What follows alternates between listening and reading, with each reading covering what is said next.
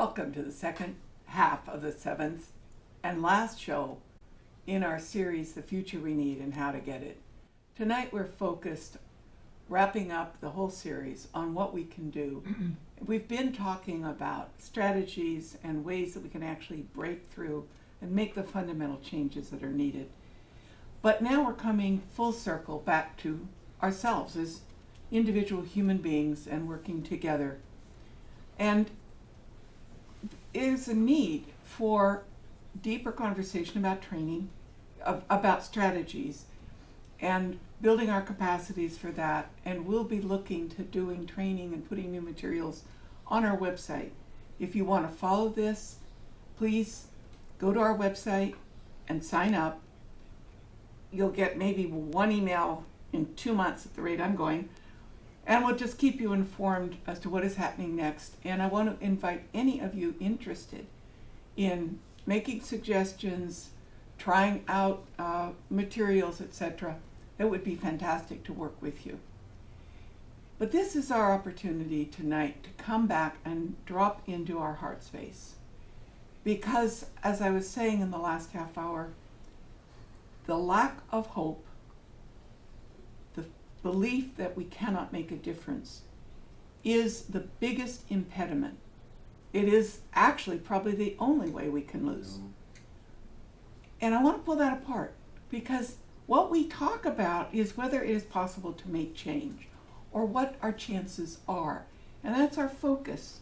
But underneath driving that, and this is what I want to pull apart, even if we can figure out how we could do it and what we could do, a lot of what looks like despair is not actually despair, it's grief. It is this huge grief for the world, for the people of the world, for ourselves, questioning the very meaning of human life. If we are so destructive on our planet that the planet is better off without us, what does that say to us as human beings? And I am so grateful to have the two of you here this evening. My guests, Christine Barrington and Kendon Smith, are people who I have found to be deeply heartful people who are also really strategically competent, bringing those things together. They happen to also both have professional histories. One, Kendon, as a child and community psychiatrist with a background also in government and in training and teaching other psychiatrists. And Christine as a Jungian therapist who now describes herself as a transformational coach, which I totally love. That's what I want to be. I want our program to be about that. So I want to take a journey with you over this next half hour and talk about kind of connecting the two, how our heart energy, the sense of outrage. I have a friend who wears a t-shirt that says, if you're not outraged, you're not paying attention. And if you see my business card on the back, it says, if you're not inspired, you're paying attention to the wrong things. And both are true. We need to be dealing with both. So welcome this evening, and I'm going to invite each of you to just kind of your own take on what I've just been saying, and say maybe whatever you'd like to about yourselves and your sense of where you see your own connection with these issues and your I think what I really want to keep eventually coming back to is each of us, anywhere in the world, the beauty of a systems problem this big is everything's a problem and everything's a potential place of solution. And all the places that we're working in whatever way has a potential of making a real difference to our future. So let's explore that together. And I'm going to start with you, Christine Barrington. Well, thank you, Nancy. Welcome. Thank you for having me here. And I just want to express my enthusiasm and joy for what you have put together for all of us here on this show, because I have been thinking about these things for a long time, but I think what connected us was that I was sharing with you that not only am I a therapist, but I've been wanting to develop a program to help people connect with activism. And because we clearly all need to be doing our part. And one of the things that I loved that you pointed out in those disabling myths that we hold, right, is that we think, many of us think we're a cancer, we're a problem. The earth might need to get rid of us. And I was recently listening to a wonderful natural philosopher named Stephen Buhner, and he works with plants and Gaia systems, and he was saying, the earth does not make mistakes. We are not a mistake. We are an expression of nature, and nature in all her beauty relies on each piece of the vast biosphere that she's created to express their special genius. And if we are each expressing our special genius, we will play a part in everything coming together. And the biggest obstacle that we face in that happening is too many of us listening to this very destructive cultural orthodoxy that we have that tells us you're a statistic, you're not that powerful, right?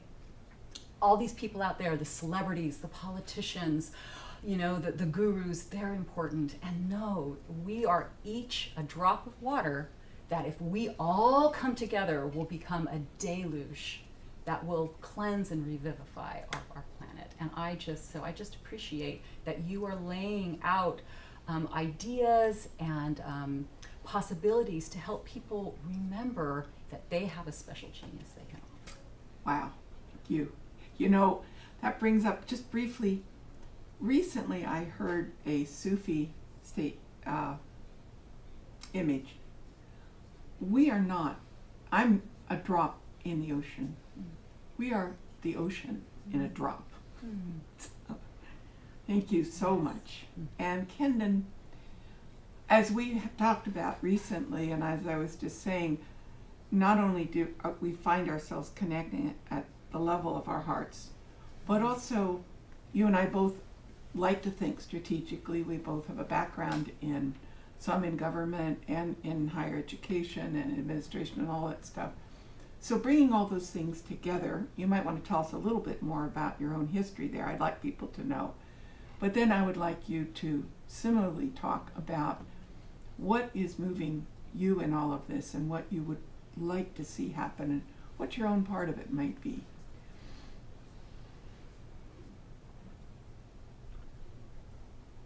As I said at the end of the first half to you, wow. And with Christine, the words you find that give us room to live with and grapple with what we're all facing are wonderfully chosen. I thank you. And then you began this part by inviting us to sink into a heart space, and from that space, tears welled up. And so I'm very conscious that for all of us, what we are doing for ourselves as we do what we can for what's going on is a very important part of our task, our joy, if you will. And being present to pain comfortably enough is what we would wish for. And as you know, so to heart space or open heart, I would add open mind, and to be able to be fully present, mind and body, to things is a lifelong challenge and goal, and I think relevant to what you're asking me. Kind of more specifically, being a child psychiatrist came before being a community psychiatrist, whatever that is. And then I learned with Christine a few minutes ago, we share a sense of the multiple people within that are part of who we are. And so we're not just one person, we're a number of people that have to inside get along with each other inside ourselves. we're a community within and a community without, you know. it's bio and psycho and social. And then each of us is connected to our own systems, and so part of what follows from what you've said is, where in my connections can I make an effective choice? And part of that is just being present to the question. And then if you're present to the question, the answer emerges naturally. So I speak of being as having an equal right and reality to doing. It's easy to get caught up in doing in our society, doing, and smartphones and whatever. But if we are not giving ourselves within conscious time, I think we're limiting our effectiveness thereby. I don't know how much of your question that answers.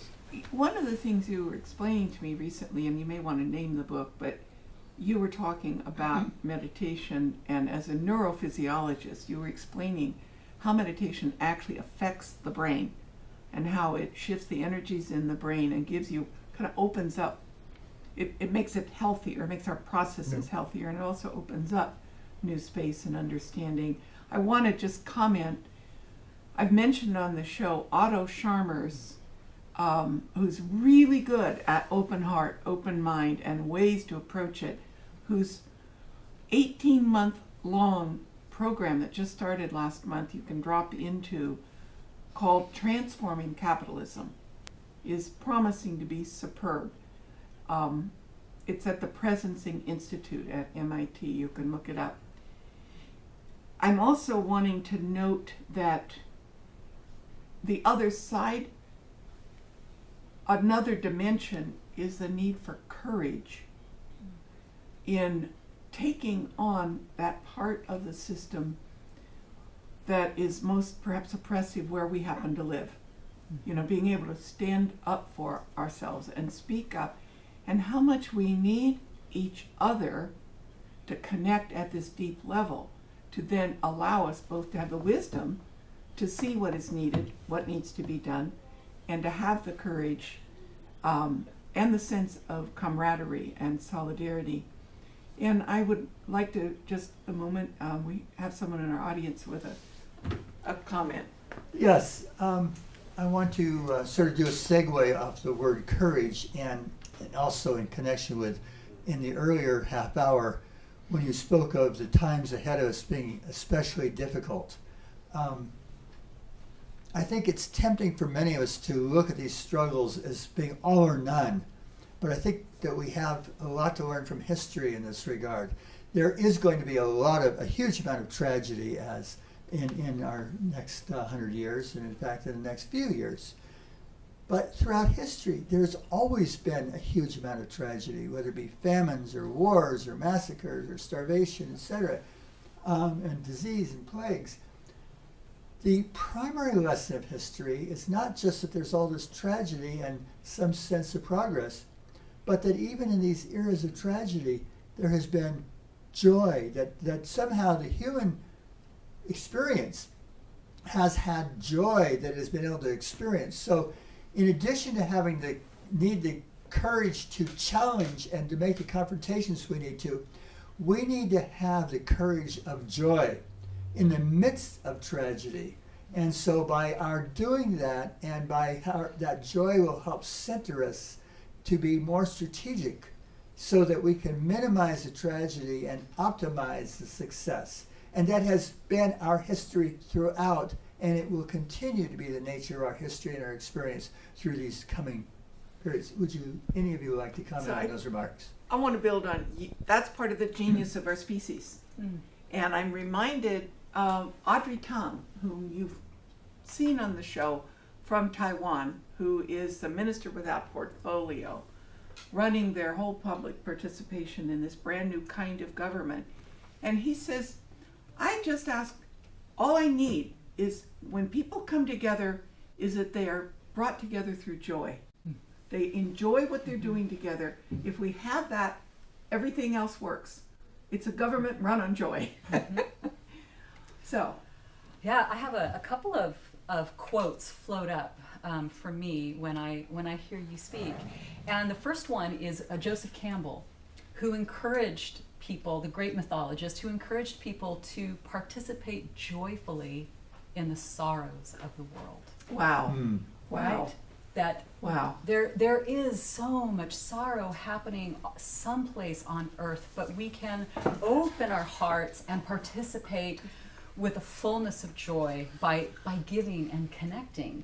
And this is one of the great possibilities I think that the future, this turmoil is going to bring, is for us to remember that it is through connecting with one another that some of our greatest joys come.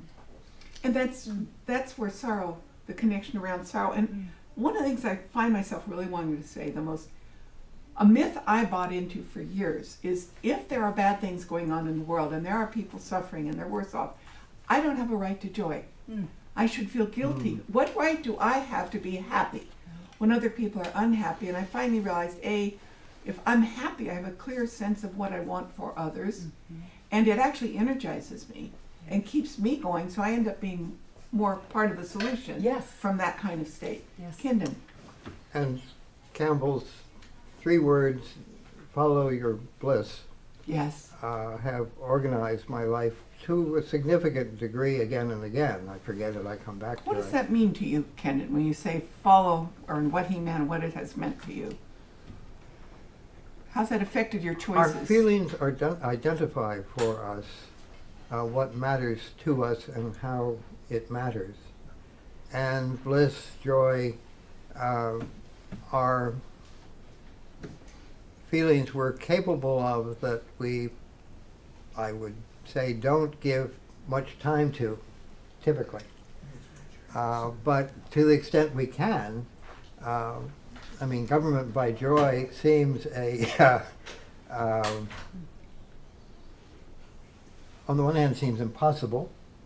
On the other hand, it seems enormously inviting. And then if I do what I'm advising we do, then if I'm present to that, and I can just accept that adjacent possibility, it can sort of transform how I relate to the world in spite of the Middle East and the children and the migrations over the water. It's what is, it's reality, and then how can I be present to that reality in a way that can help transform it. We have pressing needs from a different member of our audience. Oh. Yes. Hi, I'm Phil. Hi, Phil. I always, I'm wondering about capitalism in general. I had a business in Palo Alto for many years, and I was quite the capitalist, and I thought that capitalism was a fair and honest way for businesses that weren't necessary to be kind of sifted out, and ones that were more necessary to become stronger and stronger. But I think what we've seen in the last, in the last 10 or 15 years, maybe 20 years even, that the larger companies are just kind of taking over, and they're just kind of crushing the smaller companies.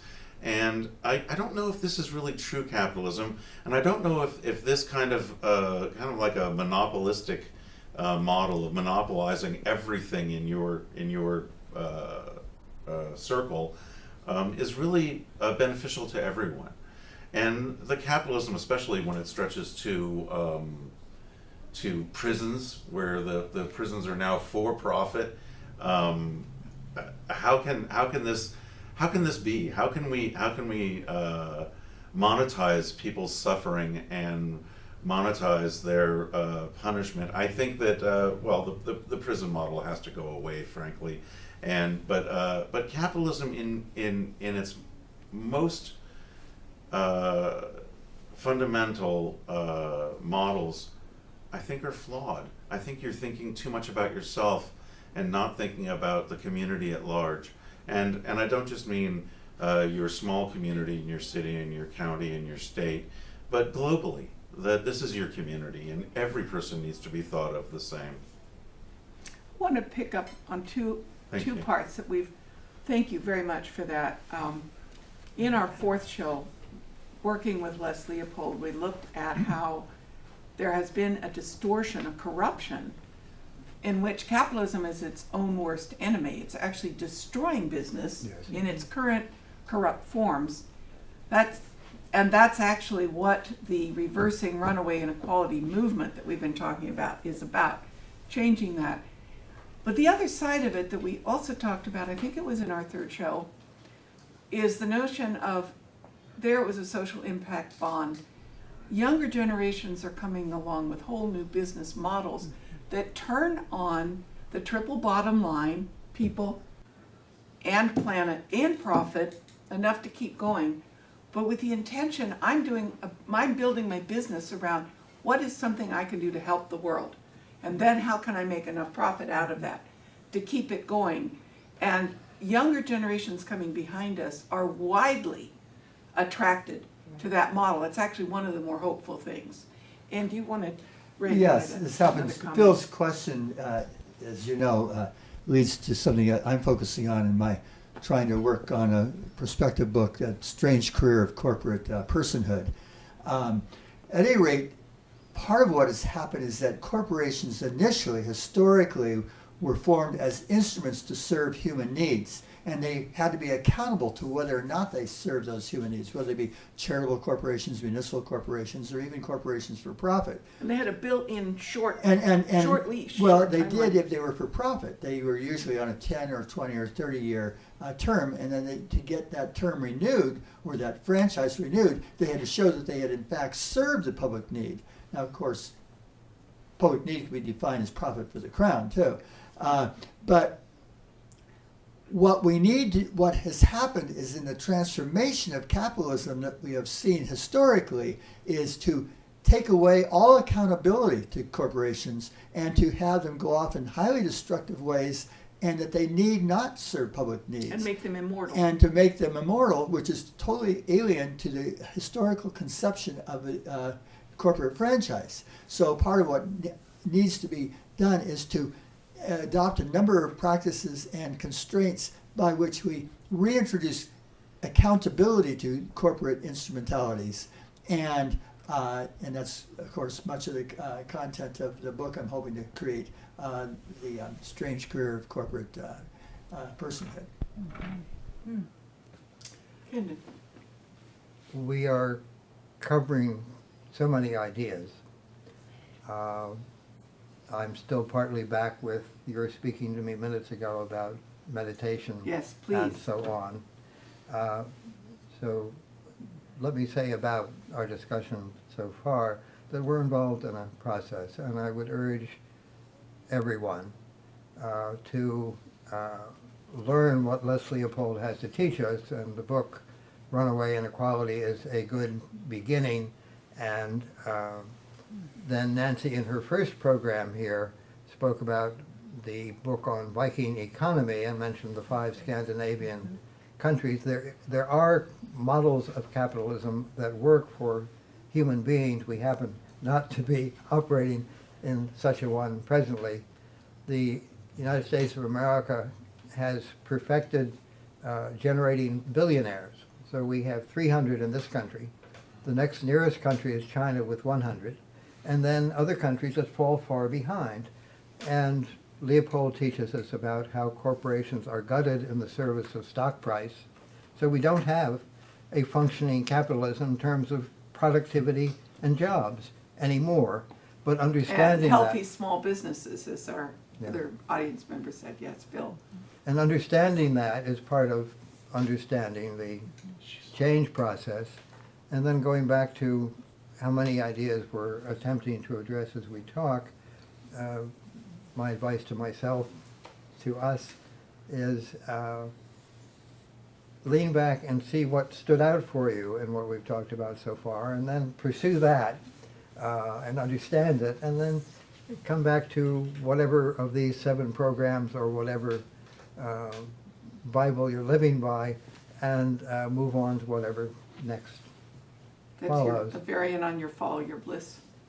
And then in terms of meditations and listening to yourself we can chant, we can walk along the beach, but our being merits our attention. Yeah. And another quote that arose just hearing this discussion about capitalism is one from the late great Howard Thurman, which was, do not ask what the world needs. Ask what makes you come alive, and then go and do that, because what the world needs is people who have come alive.